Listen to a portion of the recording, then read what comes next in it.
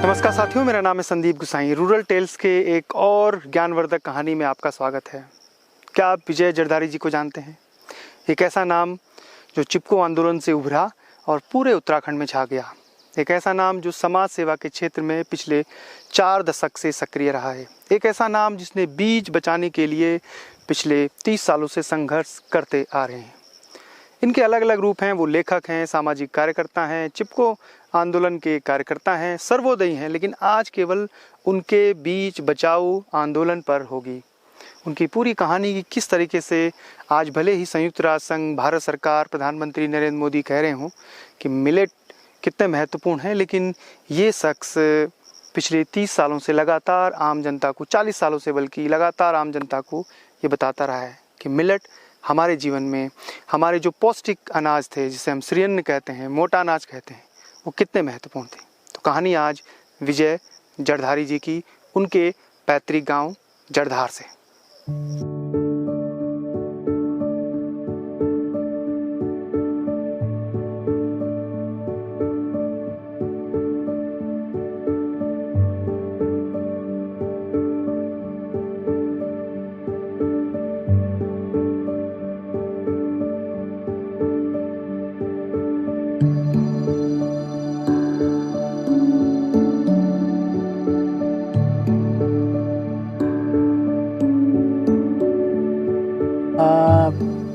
असल में मैं चिपको आंदोलन का कार्यकर्ता रहा और 80 आते आते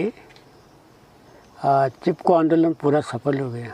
तो मैं आके अपने पिताजी के साथ खेतीबाड़ी में हाथ बटाने लगा।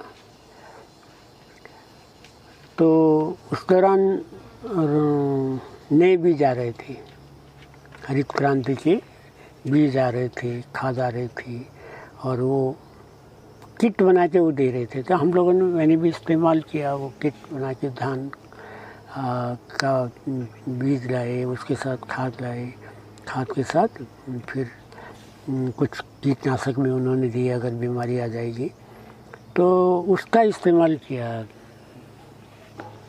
तो इस्तेमाल किया तो देखा कि बम्पर, जब जिस खेत में जो है 1 बोरा धान होता था, उसमें 1.5 बोरा हो गया, कहीं 2 बोरा हो गया। लेकिन मेरे मानस में ये था, जो खाद को देख के जो मैं समझा, ये था कि ये खाद मिट्टी को खराब करती है।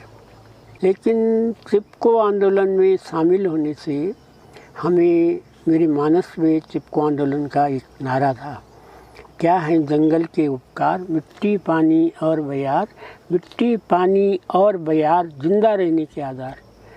यानी मिट्टी की चिंता, पानी की चिंता और हवा की चिंता मेरे मानस पर थी। तो मैं ये समझने लगा कि ये जो रासायनिक खाद है, ये हमारी मिट्टी को नशेबाज बना रही है और बुजुर्गों से बात करी कि ये बात है।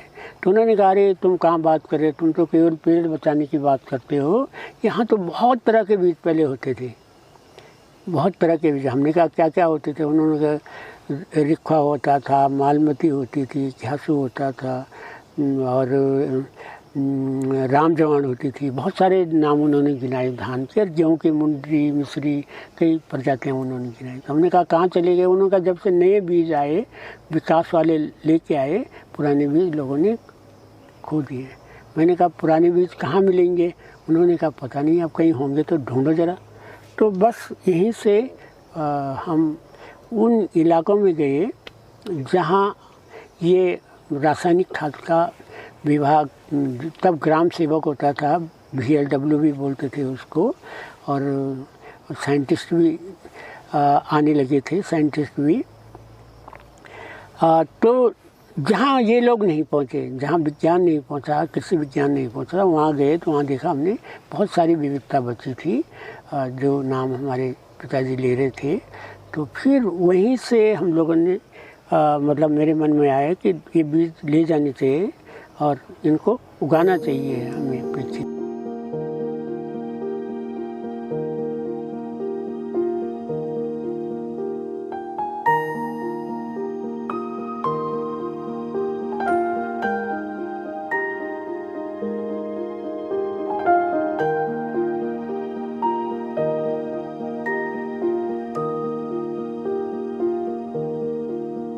कह रहे थे आप? मैं ये कह रहा था कि राजमा की जो अलग अलग प्रजातियां हैं, अलग अलग देखने में भी, साइज में अलग, रंग में अलग, और उसके जो स्वर अलग रंग भी आते हैं। एक ही राजमा में 3-4 रंग भी आ जाते हैं। कोई कबरी होती है, कोई पीला उसमें वो आ जाता है, धब्बा सा आ जाता है, मतलब हर तरह की जो राजमा होती है। तो हमने अलग अलग लगाने का प्रयास किया कि अलग प्रजाति बनाए इसकी। इसका उपयोग कितना सही कर रखा आपने? उपयोग माना मतलब यहाँ एक छोटी सी पगडंडी है, खेत भी नहीं लग रहा है। ये मैंने, हम लोग पहाड़ के लोग एक बरसात में 1-1 इंच ज़मीन का उपयोग करते हैं। कोई भी जगह बेकार, ये तो है तो रास्ता उस हिसाब से खेत में जाने का रास्ता है, लेकिन इसका उपयोग, छाया भी है। आप देखो ऊपर से भीमल का पेड़ है, लेकिन जगह बेकार न जाए, 1-1 इंच उससे। इसी जगह पर कितने प्रकार की राजमा बो गई है? करीब 20 तरह की होगी इसमें। 20 अलग अलग प्रजाति। हाँ, ये अलग है, ये अलग है, वो अलग है। जो मेन है उनके नाम बहुत ज़्यादा नहीं है। जैसे हरसिल वाली राजमा हो गई, जोशीमठ वाली राजमा हो गई, या यहाँ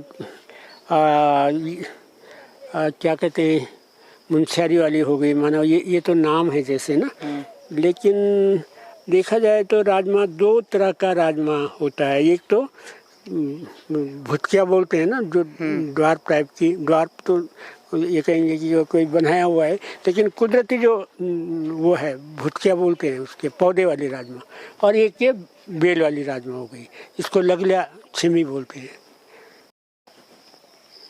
ये बारहनाजा का इसमें मुख्य फसल माना जाता है। मंडुआ इसका हेड हो गया, मदर। हाँ क्रॉप। एक तरह से, हाँ मतलब मदर क्रॉप या हेड।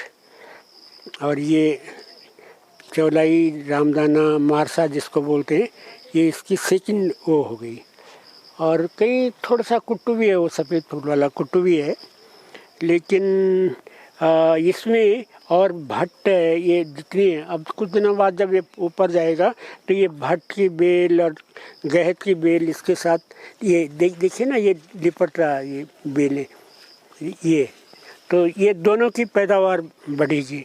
मतलब ये मारसा रामदाना की पैदावार भी रहेगी और दालें भी इसके साथ हो जाएंगी।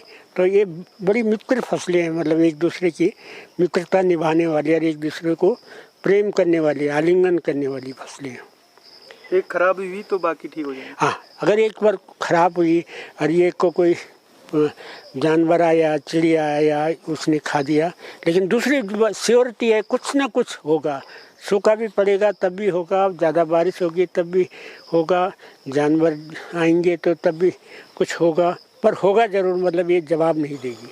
खेत टूट पड़े न मारत दी जी। बारहनाजा का ये लगता है जैसे सबसे कि 12 नाजा यानी 12 तरह के अनाज, लेकिन इसमें 12 भी हो सकते हैं इस खेत में और उससे थोड़ा कम भी हो सकते हैं दूसरे खेतों में भी। जो ये 12 नाजा एक फसल पद्धति का नाम है और ये फसल पद्धति विविधता का प्रतीक है। बहुत सदियों का लोगों का ज्ञान है, विविधता होनी चाहिए। विविधता ये कहाँ से आई होगी? मेरा मानना ये है कि ये जंगल से लोगों ने सीखा होगा। जंगल कहीं एकल नहीं होता है, उसमें विविध तरह की डाइवर्सिटी होती है, विविध तरह की वनस्पतियाँ, लता, बेल, झाड़ियाँ, घास, कंद, मूल, फल, बहुत तरह की चीज़ें। इसी तरह हर एक इंसान को खाने के लिए क्या क्या हमारे शरीर को ज़रूरत है, 12 नाजा में वो सारी चीज़ें हमारे लिए, हमारे पशु के लिए और हमारी मिट्टी की भी चिंता है। इसमें आप देख रहे हैं ये मंडुआ है। मंडुआ हमारे पोषण के लिए दुनिया का पहला अनाज है जो हाई कैल्शियम जिसमें पाया जाता है, जिसको अंग्रेजी में फिंगर मिलेट या देश में सामान्य तौर पर रागी के नाम से जाना जाता है। ये हेड है इस 12 नाजा परिवार का। उसके बाद रामदाना है, उसके बाद कुट्टू है, भापर, ये सफ़ेद फूल वाला दिख रहा है। कहीं कहीं ज्वार भी होता है, कहीं भांग होता है, कहीं सण होता है। और इसके अलावा तमाम तरह की दालें, गैत है, भट्ट है, नौरंगी है, ग्रूस है, रगड़ांस है, मतलब तमाम तरह की दालें हमारे शरीर के न्यूट्रिशन के लिए इसमें पाई जाती हैं। और इसके अलावा तिलहन भी है। अब साइड के किनारे लोग तिल भी उगाते हैं, भंगजीर उगाते हैं और भांग भी उगाते हैं तिलहन के लिए। अब सारा जो कुछ चाहिए हमारे शरीर के पोषण के लिए सब इसमें है। और दूसरे में जब ऊपर का फली का दाना हमारे लिए, बाली का दाना हमारे लिए, और जो बच जाता है ये पशु के लिए बहुत उच्च कोटि का चारा भी, जिस तरह मैं बात कर रहा था पोषण के लिए। रागी दुनिया की पहली फसल है जो हाई कैल्शियम जिसमें पाया जाता है। ऐसी तरह प्रोटीन के लिए यानी मीट, मछली, अंडे की जगह अगर हम रामदाना का पॉप रामदाना खाएं या इसका हलवा खाएं, दूसरी और चीज़ें खाएं तो उसका पोषण हो जाता है। भीमल भी लगा रखा है? हाँ, भीमल भी, चुल्लू, ये तो बहुत पुराना पेड़ है चुल्लू का। दोनों चीज़ें बचने से आप भी भैया निस बेल पर नाल जी जानवर क्या करें। मैंने बोली एक खेत पूरा खराब हुआ ना हमारा राजमा का, वो दूर थी डाना में।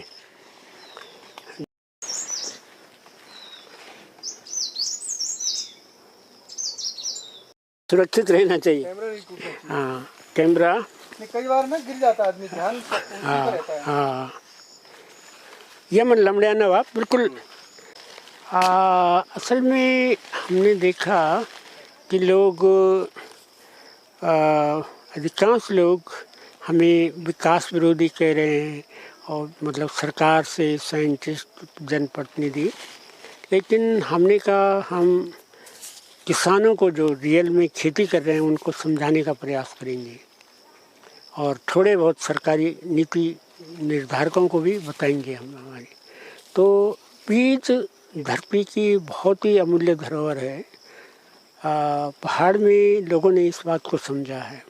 कहते हैं पहाड़ की एक कहावत है, खाज खानो और बीज धरनो, यानी खाने वाला अनाज खाओ लेकिन बीज ज़रूर रखो। और हमारे संस्कारों में पहाड़ के लोगों के अगर एक इतिहास को भी देखें तो एक बार पहाड़ में अकाल पड़ा, जिसे बावनी का अकाल, शायद 1852 का अकाल के बारे में होगा, कि अकाल पड़ा तो लोग भूख से मर गए। तो उस दौरान अंग्रेज़ लेखक एटकिंसन उन घरों में गए जहाँ लोग मरे हुए थे। उन्होंने देखा लाशें पड़ी हुई हैं, लेकिन उन्होंने देखा ऊपर से कुछ टंगा हुआ है।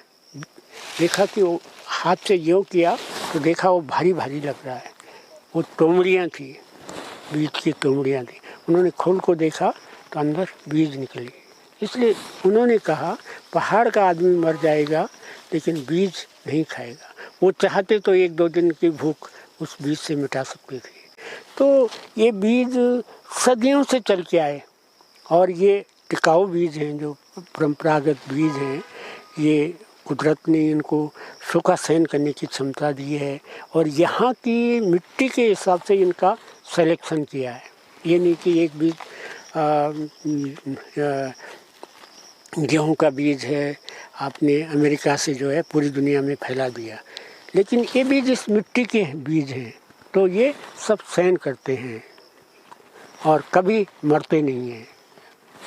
और जो हाइब्रिड बीज है वो 1-2 फसल का मेहमान होता है, उसके बाद ख़त्म हो जाता है। और वो ख़त्म नहीं होता है, अगर हम अपने बीज छोड़ देंगे तो हमारी आज़ादी भी चली जाएगी। वो बीज एक तरह से फिर उसी दुकान पे पहुंचाने का काम करते हैं, जबकि घरेलू बीज हमारे जो बिजुंडा है, घर का बीज है, उसकी एक टिकाऊ प्रबंध है हमारा बीज रखने का। जैसे इस खेत में पिछली बार 12 अनाज था, मंडवा और 12 तरह की फसलें। ये फसल चक्र का हिस्सा है। तो झंगोरा दूसरे फसल चक्र का हिस्सा है, लेकिन झंगोरे को पहले इतना पक्षी कभी नहीं खाते थे। अब पक्षी आते हैं, सारा देखिए बालियाँ ख़त्म कर दी, दाना दाना खा गए, ये खाली ये डंठल रह गया या चारा रह गया, ये आता है। तो ये इस खेत नहीं, सभी खेतों की स्थिति? पहले असल में ये होता था, सार होती थी तो और लोगों का भी झंगोरा होता था, लेकिन यहाँ पर झंगोरा क्योंकि इन्हीं का है तो इसी को पक्षी ज़्यादा खा रहे हैं। पहले नुकसान बढ़ जाता था, जो सार होती थी मतलब यहाँ से नीचे तक सबका झंगोरा होता था, लेकिन अब लोगों ने बदलाव किया है कि कोई कुछ उगा रहा है, कोई कुछ उगा रहा है, तो इसका कारण ये है। तो पक्षी बहुत ज़्यादा नुकसान कर रहे हैं, बहुत ज़्यादा। पहाड़ में अभी भी अधिकांश हिस्सों में लोग जैसे मंडवा हो गया, झंगोरा हो गया, कौनी हो गया और थोड़े बहुत गेहूँ हो गया, तूर की दाल हो गई, राजमा की दाल है और भट्ट है। भट्ट में थोड़ा जो काला भट्ट है, ये सारा पारंपरिक है। मिर्ची है, मतलब सब्जियां अधिकांश पारंपरिक इस्तेमाल कर रहे हैं। जो हाइब्रिड बीज हैं, ये जहाँ शीतल घाटियाँ हैं उसमें थोड़ा हाइब्रिड बीज का इस्तेमाल कर रहे हैं। जैसे टमाटर हो गया, गोभी हो गया, थोड़ी बहुत मटर हो गया, बैंगन हो गया और शिमला मिर्च हो गया, तो इसमें थोड़ा हाइब्रिड बीज इस्तेमाल होने लगा है। और इन हाइब्रिड बीज के साथ रासायनिक खाद और कीटनाशकों का भी इस्तेमाल लोग करने लगे। लेकिन जो हमारी पारंपरिक बीज हैं, इसमें किसी तरह का कोई इनपुट बाहर से नहीं डालते हैं। हम सर कह रहे हैं कि हम जैविक प्रदेश बन रहे हैं, तो क्या जैविक बीज, बिना बीज के हम जैविक बन पाएंगे? कभी नहीं बन सकते हैं। देखिए, अगर आपको नेचुरल फार्मिंग करनी है या जैविक खेती करनी है, तो उसके लिए बीज भी जैविक होना चाहिए। वो कुदरती एक तरह से मिट्टी के लिए भी ठीक है और हमारे जो सच्चाई है खान पान के लिए, पोषण के लिए, वो पारंपरिक बीज होना चाहिए। नेचुरल एकदम कुदरत ने जो बीज दिया है उसमें सुधार किया जा सकता है।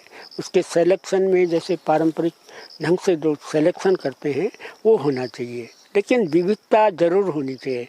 ये नहीं कि ये पहले लोग, अब कुछ धान है, एक धान ज़्यादा पैदावार देने वाला है माना ना, लेकिन लोगों ने वो बीज ख़त्म नहीं किया।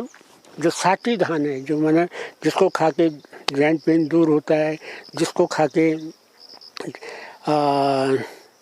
अगर कलम है और कफलिया है, जो दवा का काम भी करता है, कई महिलाओं के रोगों में बहुत काम आता है, तो ये बीज भी रहने ज़रूरी हैं। प्रकृति ने तो हर ढंग से अपना सिलेक्शन किया है कि कौन बीज कहाँ का होगा।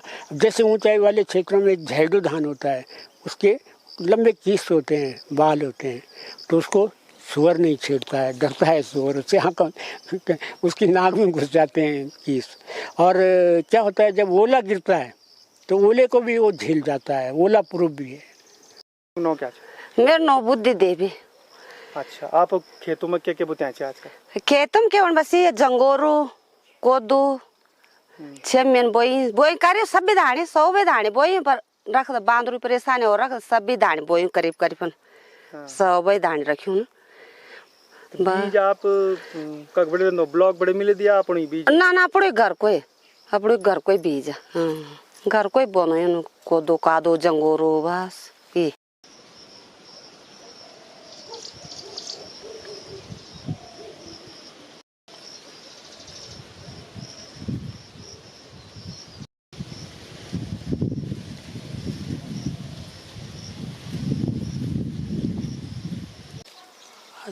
कौनी और झंगोरा का भात बनाया जाता है और ये बहुत ही न्यूट्रिशन है इसमें, यानी जितने अनाज हैं उन सब में फाइबर रेशा कौनी और झंगोरे में सबसे ज़्यादा होता है। और ये एक तरह का आज के समय में दवा का काम भी करता है। एक तरह से जो शुगर के रोगी हैं उनके लिए बहुत बढ़िया खाना माना जाता है। और पुराने समय में तो जब मिजल्स निकलता था तो कौनी का भात खिलाया जाता था छाछ के साथ, तो उससे तुरंत जो है वो मिजल्स पूरी तरह से बाहर निकल आता था। तो ये पहले से ये इसको दवा के रूप में पहचान रही है कौनी की, इसका भात खिलाने की। प्रोडक्शन कम हुआ? प्रोडक्शन इसका बहुत बढ़िया है। इसको अगर अच्छी जगह फैलने की जगह मिल जाए तो प्रोडक्शन बहुत अच्छा प्रोडक्शन देता है। बालियाँ भी बड़ी बड़ी हो जाती हैं, 1-1.5 फुट तक की भी बाल हो जाती है इसकी।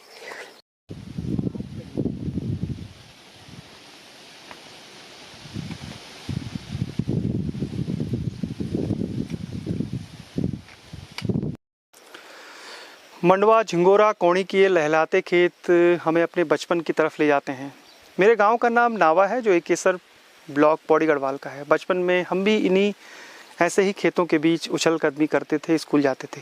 लेकिन 20-30 सालों बाद जो भयावह स्थिति पौड़ी की है, कहीं टिहरी उत्तरकाशी के इन लहलाते आबाद गाँव की न हो, इसके लिए विजय जरधारी जैसे अनेक लोगों को सामने आना होगा और शायद आ भी रहे होंगे।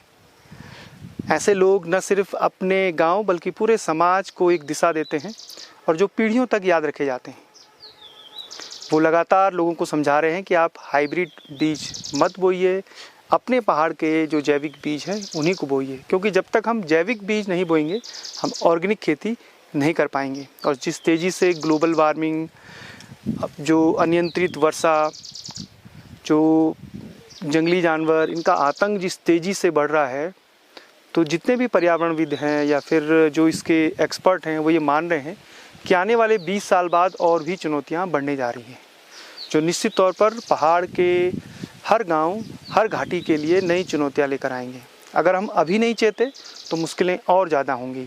और ये जो पारंपरिक अनाज हम बहुत स्वादिष्ट होकर खाते हैं, कोई भी ऐसा शख्स नहीं है, पहाड़ का हो, मैदान का हो, कोई भी जो ये कहे कि जो पहाड़ी अनाज है या फिर जो परंपरागत खेती है भारत के अलग अलग राज्यों में, वो सही नहीं है, स्वास्थ्य के लिए हानिकारक है। कोई भी ऐसा शख्स नहीं बताएगा।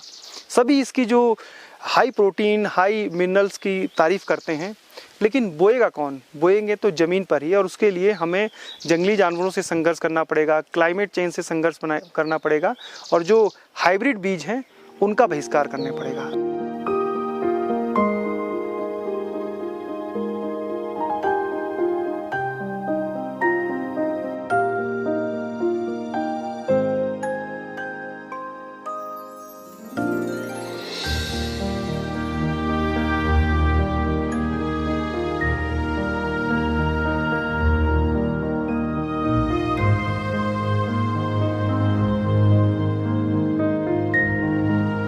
अब हम चलते हैं उन बीजों को दिखाने जो पिछले कई सालों से विजय जरधारी और उनका परिवार जो है वो संजो कर रखा है, और आसपास के लोगों को न सिर्फ वितरित करते हैं बल्कि उसका प्रचार प्रसार भी लगातार कर रहे हैं। आप सोचिए कि एक ही, विश्वास नहीं होगा कि उत्तराखंड में राजमा की ही 150 से ज़्यादा प्रजातियां हैं, धान की कई किस्में हैं, एक एक जो फसल हैं उसकी कई कई प्रजातियां हैं। और कितना मेहनत लगा होगा विजय जी को इन सब जो धान की या हमारे परंपरागत फसलें हैं उनके बीजों को इकट्ठा करने में। यात्राएं की होंगी, गांव-गांव भ्रमण किया होगा, तब जाके ये जो उनका ज्ञान है, ये कोई उन्होंने विश्वविद्यालय में पीएचडी या फिर कृषि का पढ़ाई नहीं की है, बल्कि ये उनका ज्ञान जो है वो भ्रमण, गाँव का, लोगों से बातचीत, जलवायु के बारे में जो पिछले 30-40 सालों का अनुभव है, उससे उन्होंने ये हासिल किया है। तो अब चलते हैं उन बीजों की जानकारी जो उन्होंने संजो कर रखी है।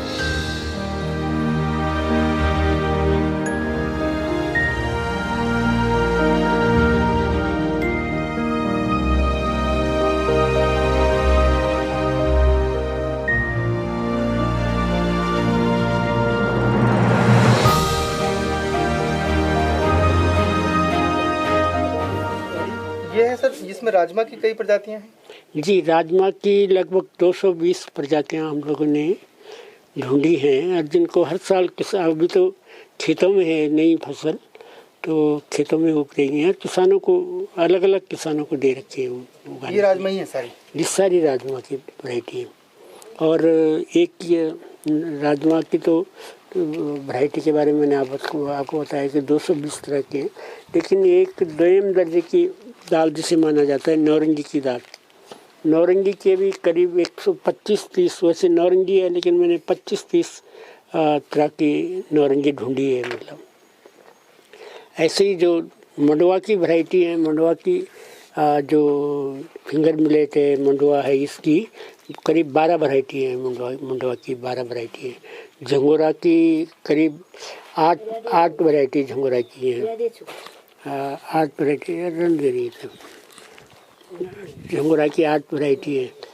और धान की अगर हम बात करेंगे तो धान की करीब 300 से प्लस वैरायटी हम लोगों ने अलग अलग क्षेत्रों में आइडेंटिफाई किए हैं। अलग अलग क्षेत्रों में वो बाकायदा उनका बायोडाटा भी बनाया हमने धान का। और भट्ट की करीब 6 प्रजातियाँ जो भट्ट की है, और लोबिया की करीब 1 दर्जन प्रजातियाँ लोबिया की हैं। पौनी की 4 प्रजातियाँ हैं, और जौ की 4 प्रजातियाँ हैं। विजय जरदारी जी का जो बीज बचाओ आंदोलन है वो इतना आसान नहीं था, और किसी भी महापुरुष या किसी भी बड़े आंदोलन में जो शख्स इसकी लीड कर रहे हों, अगर उनकी धर्मपत्नी उसमें साथ हो तो वो आंदोलन, वो शख्स बहुत आगे बढ़ता है। तो विजय जरदारी जी की धर्मपत्नी है, मैं उनसे गढ़वाली में बात करूंगा, वो उसी में अच्छे से बात करेंगी। नो क्या चाप आपको? मेरा नाम कमला देवी है। कमला देवी। आप मैथ कक्ष? पट्टी सकलाना। पट्टी सकलाना। सत्यू। सत्यू। तो जब आप शादी हुआ आप एक, तब आप लोग वही इलाका में के बुद्धि जाए, मतलब फसल के चाहो? फसल तो कौनी वन थे, जंगोर वन थो, कोदू वन थो, एक 1.5 बोरी राजमा वन थे। खान पान पहले तो आलू वन था पहले। बचपन से ही आपने सब सीखा है? पहली बेटी बनता है आलू प्याज। हाँ, आलू प्याज नहीं बनता पर आलू बनता, बीन नहीं बनता, गोभी नहीं लगान था न। अभी कई चीज लगे लोग लगान, पहले नहीं लगान था ये मिश्र गेहूँ बनता लोग पहले। तो अब तो वे इलाका में सब सब्जी बोना चाहिए। अब तो सब सब्जी, अब कुछ नहीं हुआ। आप लोग जब शादी भाई चिपको आंदोलन विजय जी घूमना रहे ना हो आप लोग थे बोल नहीं कि कक्षा डालो जंगल जंगल भटकड़ा ही ना हो ना? रहे बहुत महीनों तले रहे। हाँ, कभी सिंसा और खावा, कभी उबा जब बोगन से गुगारा। हाँ, वक रहे, कभी अदवान रहे जग जग। विजय जरदारी जी की धर्मपत्नी से जो बातचीत हुई उसको मैं संक्षेप में आपको समझाता हूँ।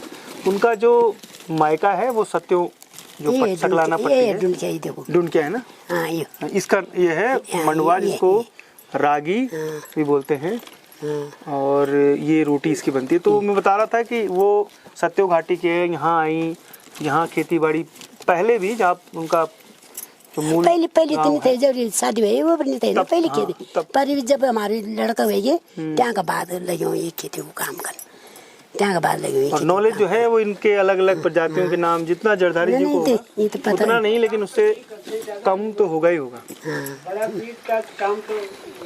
इन्हीं का है बीज बचाओ आंदोलन। भले ही जरदारी जी कर रहे हों, लेकिन बीज बचाने का असली काम जमीन पे बोना, खरपतवार ठीक करना, फसल को काटना, यहाँ तक रखना, अब तो सौदन आपका है। अब चढ़ाने से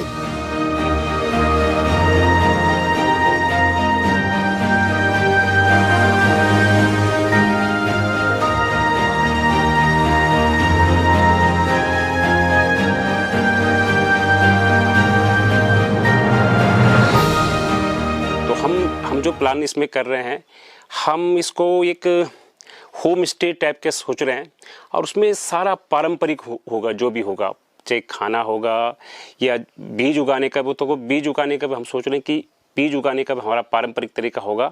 उसमें हमारे साथ जो लोग काम करेंगे और सब लोग मिलके जो काम करेंगे, एक बीज उगाने का काम भी होगा और जो पारंपरिक जो पहले का जो हमारे वो हैं, वो उनको भी एक बचाने का एक मौका होगा और लोगों को दिखाएंगे भी कि भाई ये हमारा पारंपरिक सिलवट्टा है या मट्ठा करने का है या बहुत सारी चीज़ें जो हमारी पहले की पारंपरिक थी पहाड़ों में, तो उनको भी उसके साथ साथ हम लोगों को दिखाने के लिए रखेंगे और फिर खान पान भी उसी से जोड़ेंगे।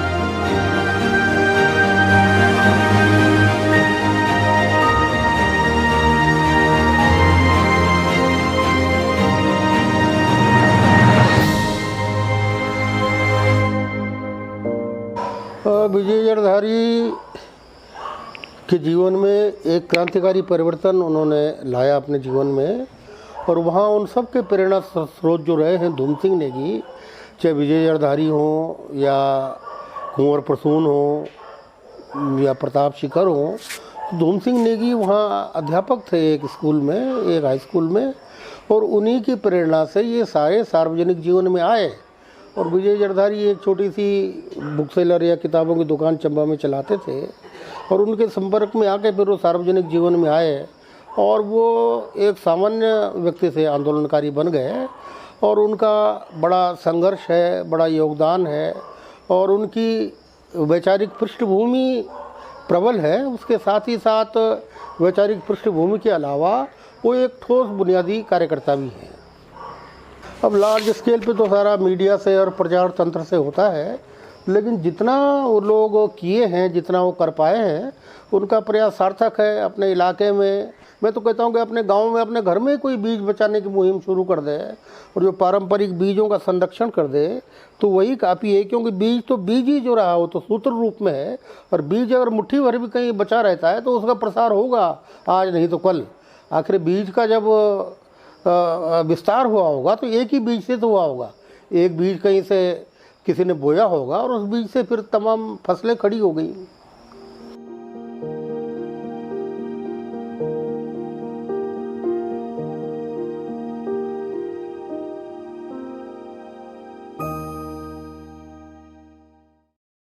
क्या नाम है आपका? मेरा नाम शरद जड़धारी। में एक कहानी सुना। बहुत पुरानी बात है। गाँव में किसान की झोपड़ी थी। झोपड़ी पे माँ और बेटी रहती थी। उनके एक जोड़ी बैल थी। माँ जंगल चारा लेने चल गई। बेटी से कहा बेटी बैलों को पानी पिला। बेटी आलसी थी। माँ से घर आने में एक लोटिया बैलों के पाँव पे डाल दिया। माँ से कहा माँ मैं भी बैलों को पानी पिला के लाई। बैल पानी पीकर तरफ तरफ के मर गए। उसको श्राप दिया टू भी मर ट्रप ट्रप पे वो भी मर गए। ट्रप ट्रप के एक अगले जन्म पे पक्षी बने। पक्षी आज के दिल मामा पानी दे पोंदे। Thank you. घर के पीछे छत के नीचे पाँव पसारे पूंछ सवार। देखो कोई मौसी सोई है नासों में से या सांसों में से। घर घर हो रही है चूहों म्याऊं सो रही है। बिल्ली सोई खुली रसो बड़े पतीले चने रसीले।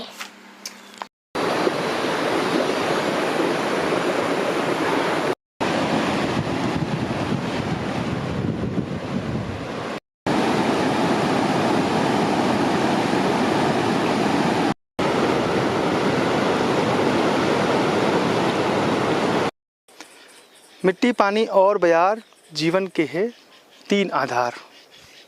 और जब बीजों की बात आई तो इन सब का आधार बीज है। बीज बचाओ आंदोलन की ये कहानी विजय जड़धारी जी के गांव से कैसी लगी ज़रूर बताइएगा। और अगर आप शोध रिसर्च के छात्र हैं, अगर आप किसी विज्ञान के क्षेत्र में या फिर परंपरागत कृषि के क्षेत्र में कुछ करना चाहते हैं, सीखना चाहते हैं, तो शायद उत्तराखंड में विजय जड़धारी जी से बड़ा शख्स कोई नहीं है, क्योंकि उन्होंने जड़ पर काम किया, यानी बीजों पे काम किया। बहुत सारे विश्वविद्यालय, बड़े बड़े सेमिनारों में वो जाते हैं और अपना जो अनुभव का ज्ञान है वो अपना साझा करते हैं। जो जड़धार गांव है, जड़धार गांव है, वहाँ पर एक छोटा सा जो शोध केंद्र है, चाहे वो होम स्टे के रूप में भविष्य में उनके जो बेटे हैं वो सोच रहे हैं। अगर आप उनसे संपर्क करना चाहते हैं तो डिस्क्रिप्शन में उनका नंबर है, आप उनसे संपर्क करिए और ज्ञान को आगे उनसे लेकर आगे बढ़ाते रहें। तभी हम उत्तराखंड को जैविक प्रदेश के रूप में सक्षम कर सकते हैं, क्योंकि जब तक हम ओरिजिनल बीज, जैविक बीज नहीं बोएंगे तब तक हम जैविक प्रदेश नहीं बना पाएंगे।